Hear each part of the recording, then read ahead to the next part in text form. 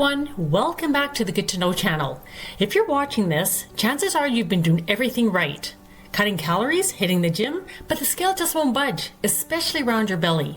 I get it, I've been there too. Today, we're diving into something game-changing, how dropping your insulin levels can force your body to burn fat fast.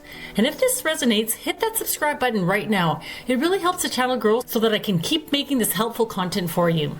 Before we get into the how-to, let's talk about insulin in simple terms, because understanding it makes everything click.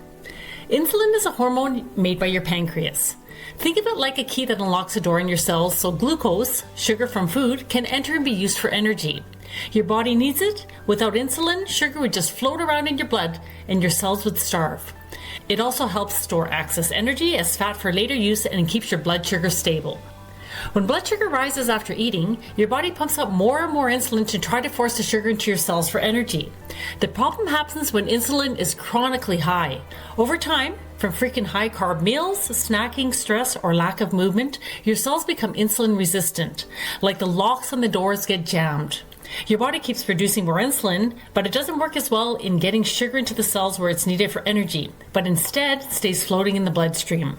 The result? This leads to high blood sugar, more fat storage, especially belly fat, tiredness, cravings, and eventually it can contribute to type 2 diabetes. Insulin is great at treating high blood sugar in the moment by pushing glucose into cells or storage, but it does not directly fix the underlying insulin resistance that causes most cases of type 2 diabetes. That's why diet, exercise, reducing stress, better sleep, and other lifestyle changes are so important. They help improve sensitivity at the root level. Cortisol is a hormone produced by your adrenal glands. Cortisol has an important relationship with blood sugar because it is a counter-regulatory hormone. It works against the action of insulin. What happens if your cortisol stays high? Chronically elevated cortisol can contribute to increased blood sugar, increased insulin resistance, weight gain, especially around the abdomen, muscle loss, high blood pressure, poor sleep, anxiety and irritability, weakened immune function, and difficulty concentrating. Your body prefers quick glycogen stores over fat. Glycogen is basically stored glucose, sugar, that's ready for quick energy. Think of it like a small, easily accessible fuel tank. It's stored mainly in your liver for the whole body and muscles for local use. Examples include the carbs from a meal that get stored there, or even overnight reserves that get partially used while you're asleep. As long as these glycogen stores are topped up, meaning you're continually eating and not giving your body enough time to digest and use up those stores, insulin stays elevated and your fat stays trapped. The good news? You can improve this and lower insulin naturally. Let's break down practical ways to do it.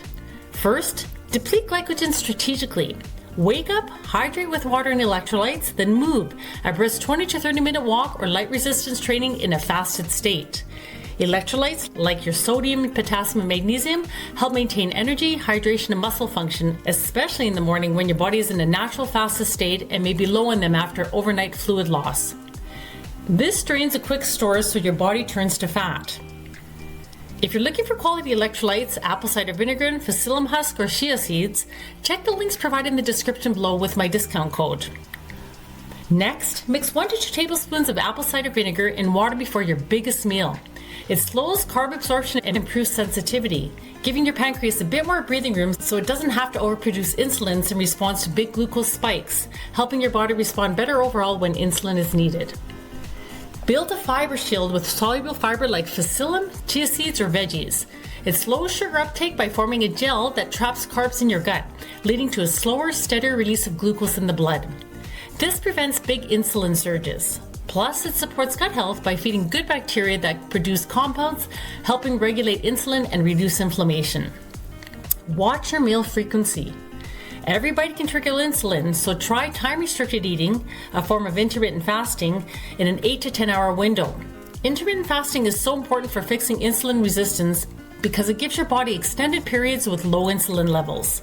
This allows cells to become more sensitive again, reversing resistance, lets fat burning ramp up as your glycogen depletes, reduces overall inflammation, and gives your pancreas a much needed break from constant insulin production. Pair with a low-carb diet and high-protein meals. Manage your stress and prioritize sleep, as both can affect insulin. Chronic stress raises cortisol, which works against insulin and can lead to all of those effects we just talked about, worsening resistance. Poor sleep does the same by disrupting hormones. Walking after meals helps clear glucose directly into the muscles, improving sensitivity without needing as much insulin. And strength training builds muscles, which acts like a bigger sink for glucose, meaning that there's more places to store and use your glucose effectively, making your body more responsive to insulin overall. Over weeks, many notice less hunger, steadier energy, better mood, and real fat loss. You're not just cutting calories, you're fixing the signal. What stood out to you about insulin or cortisol today? Or what's one change you'll try? Share it in the comments so we can support each other. Thanks for watching, subscribe for more, and I'll see you in the next one. Stay healthy.